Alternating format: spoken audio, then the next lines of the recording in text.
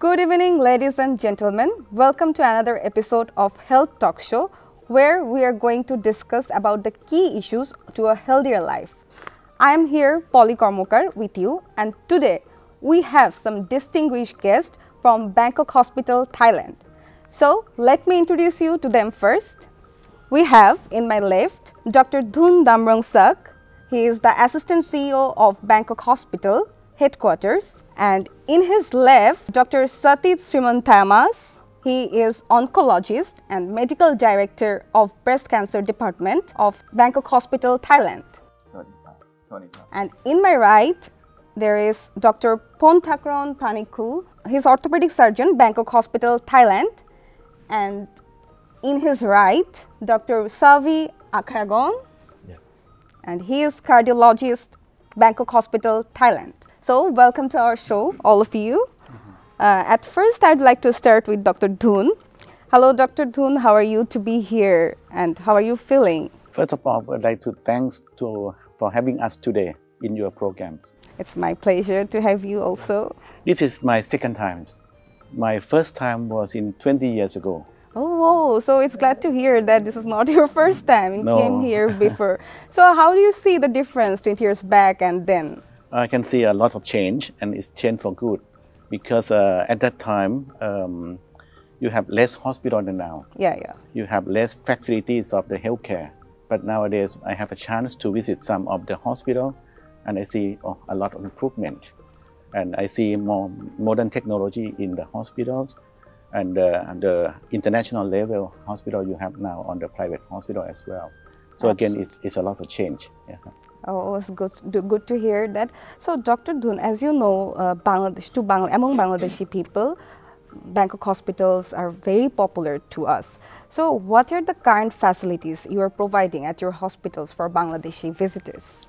Right. I think since you have a good hospital here, but in terms of the difficult cases, like more complex cases, like in cancer, in heart disease, in neurology or brain, orthopedics like bone, you probably need some kind of the new technology that good doctors, good teams of healthcare people to help the patient. So that is the area that I think we can collaborate and work with the Bangladesh patients. Oh, right now, Bangladeshi patients are availing those facilities at your hospital. Yes, currently we have Bangladesh patient fly from here to receive treatment in Thailand. Yes. Oh, that's very helpful information for our audience too. So I would like to go with Dr. Satit Srimanthamas. Hello, Dr. Satit. Dr. Satit, as you are the medical director of breast cancer department, so would you want to share more with us about the symptoms or early symptoms of breast cancer? Okay, so the patient with breast cancer can present with various symptoms. The breast mass or the lump in the breast is the most common symptom for the breast cancer, and other symptoms such as the mass and at the armpit, the breast deformity, the ulceration at the breast, bloody nipple discharge or breast pain can also present of the breast cancer as well. So, but the patient who have this problem may not be early stage of breast cancer, because the patient with early breast cancer are usually asymptomatic or no any symptoms. The patient come to the hospital for general health checkup to do mammogram and ultrasound and found something wrong, such as the small mass or abnormal calcification. If there is some suspicious finding, the doctor will suggest to do the needle biopsy to make diagnosis, and the treatment is based on the biopsy result. Do you think breast cancer is completely curable at this current phase? Yes, so if we found in the early stage, the outcome is excellent. Yeah, the curative rate is almost 100%. Okay, yes. That's a good news. That's a very good news. Yes. Okay, the next question is, what will you advise for the early preventions of it, and things need to be avoided for it? Okay, so because we don't know what is the cause of the breast cancer, so the prevention is very difficult. but we know what is the risk factor of the breast cancer. Some risk factor cannot be modified or cannot be changed, such as age of first period, age of menopause, no child, familial history we cannot change or we cannot modify. But some factor we cannot change or we cannot modify, such as the obesity. Okay. Yes, for the diet, fatty food, lack of exercise, stress. Yes, this one, if we can do the lifestyle modification, it can reduce the risk factor of the breast cancer. Yes, and the patient who have the strong familial history should I suggest to consult the genetic doctor, because now if she have the strong family history, we can check the genetic testing. If the genetic test show abnormality or there is some mutation of the gene, we can have the treatment such as the operation to remove the breast, put the implant, or to take the medication to reduce the risk of the breast cancer. So the good lifestyle is very much important to be held for the women, especially. Yes, and one more thing, I think the most important, so early detection is very, very important. So all women should examine her breast by herself every month. Okay. Yeah, and after 40 years old, she should go to the hospital to So check by the doctor. Yes. I'm coming these questions. Yes. What is the actually age group of the people, if this age group is more likely to have this kind of symptoms or have breast cancers? What is the age group? The peak incidence of the breast cancer is around 45 to 55 years old. So why I suggest to check after 40 years old. But if the patient have the familial history of the breast cancer, she may check earlier, maybe start at the age of 35. Yes, and check every year, check by the doctor, clinical breast examination and mammogram and ultrasound. Yes. So this information is also very important for the audience. Please took note down. You have to check your family history and then go visit doctors for that. Now I'd like to come Dr. Ponthakron. So since Bangladeshi people are more into in sports things, especially outdoor games. So what are the common types of patients you have noticed from Bangladesh? So we have a lot of patients from Bangladesh. We have, like, let's say from the sport injury, we have two groups of the patients that come to our hospital. The first one is direct sport injury. Let's say after the accident, they have the ligament injury or tear or the fracture. This is the first group of the patient that we have to take care in our hospital. The second one is we call the post-traumatic group. So the patient have the injury in the past from the sport, and then they didn't have a good treatment. So they left for like several years, and then it create the arthritis, let's say of the shoulder, the knee, and the hip joint. This is the second group of the patient that come to our clinic. So it's very, very, very important to take care yourself before have the more arthritis. Yeah. Okay. Usually after receiving the treatment, how does the recovery process take? How time it takes? Yeah, so it depends, but right now I think there's a lot of technology that can help for the patient for the recovery. So most of the patient can walk the day of the surgery. They can discharge back home in a couple of days after the surgery. So the recovery is very fast. Okay. Yeah. It's a good news that. Do you have any suggestions for our audience for the early preventions of those kind of accidents or disease? Yeah, so it's very, very hard to prevent the accident, right? So the key is you can increase the strength of the muscle because when you have the accident, it have a less traumatic problem to the knee or the hip or the shoulder. The second one is if you have accident and you have some early sign of the arthritis that can happen, you can take the we call the supplement like glucosamine or diacetyl. This one can help for the further damage of the joint of the cartilage problem. So you can take the glucosamine, diacetyl for the supplement to help for the problem that can happen. Okay. Would you like to say, is there any genetic reason behind arthritis? Yeah, it's Since my grandmother also has a patient of arthritis. So there are some reports that show that when you have the family member that have the arthritis, so there's a genetics that can represent in the next generation, but it's not 100%. So let's say that your mom have the arthritis. It doesn't mean that you have the arthritis in the future, but you have a more risk than another people that have no family history of the arthritis.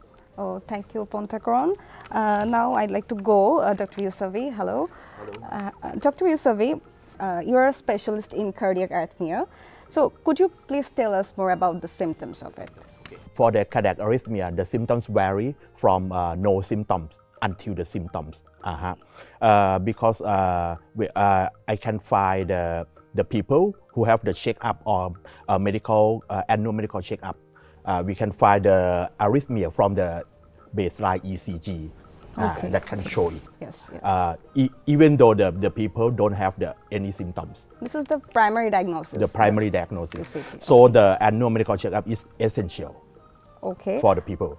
And when the people who have the symptoms may be start with the palpitations, dizziness, lightheadedness, chest pain, or shortness of breath, easily fatigue, or the fainting until sudden cardiac death. Okay, it's very alarming. From the severe arrhythmia, yes. Yes, very alarming. So what is the age group people are more at risk of this disease? From the cardiac arrhythmia can be found in any all age group. It depends on the cause of the cardiac arrhythmia. We can divide it into 4 major causes of the cardiac arrhythmia. The first of all is from the cardiovascular disease, such as the coronary heart disease, which can present to the many patients in the world. Coronary heart disease, is a major cause of the cardiac arrhythmia. And valvular heart disease, congenital heart disease, from genetics, from high blood pressure or hypertension. The second thing is the people who may have the medical problems, such as that can bring them to be the cardiac arrhythmia finally, such as the diabetes, chronic kidney disease, obesity, and obstructive sleep apnea, who have the obstruction during the sleeping. And the third one is aging. We cannot control it. Aging can cause many diseases, such as the breast cancer or from the orthopedic disease such as arthritis. So the aging above the 65 years old may be prone to be the risk for the atrial fibrillation. It's one of the most cardiac arrhythmia in the world. The last one is the abnormal conduction defect in the heart. Maybe the people may be born from the cardiac arrhythmia since they were young, such as the Wolff-Parkinson-White syndrome, Brugada syndrome. Parkinson's like that. Also into it. Parkinson? Wolff-Parkinson, WPW syndrome. Or they may have the abnormal electricity that have the abnormal pathway in the heart since they were born. That they don't know why. It's very unfortunate for the people. Unfortunate. Exactly. I think you will agree nowadays more younger people are more likely into the cardiac arrest or something like that. Younger people. What are the reasons behind it? The reason? They may have the genetic disease. Genetic cause is the cause of the cardiac arrhythmia in the young age group. And as I told, that is abnormal electrical pathway in the heart since they were born. And the stressful lifestyle of them, is this can be the reason? And the stressful lifestyle that take the less water intake and sleep late at night. Take some beverage or food that contain something that can stimulate the heart. Such as caffeine, tea. I'm so attacked by it. Or alcohol, something like that. Do you have any advice for the early preventions of this disease? Cardiovascular prevention for the cardiac arrhythmia is the same as the cardiovascular disease, other cardiovascular disease.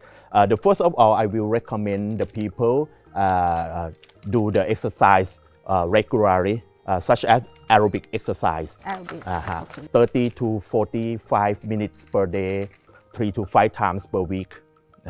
The second thing, take the healthy food and avoid the caffeine, too much caffeine intake, such as a coffee, tea, or Coca-Cola. Oh, we are all also having coffee. And even though the alcohol too, can stimulate the heart, and some people who obesity, and they try to take the medical pill to lose their weight. That medicine can contain the thyroid hormone or anything that is can stimulate the heart. Is very, very dangerous. Okay. And the third thing is take more rest. Yes. About 7 to 8 hours per day. And rest stressful.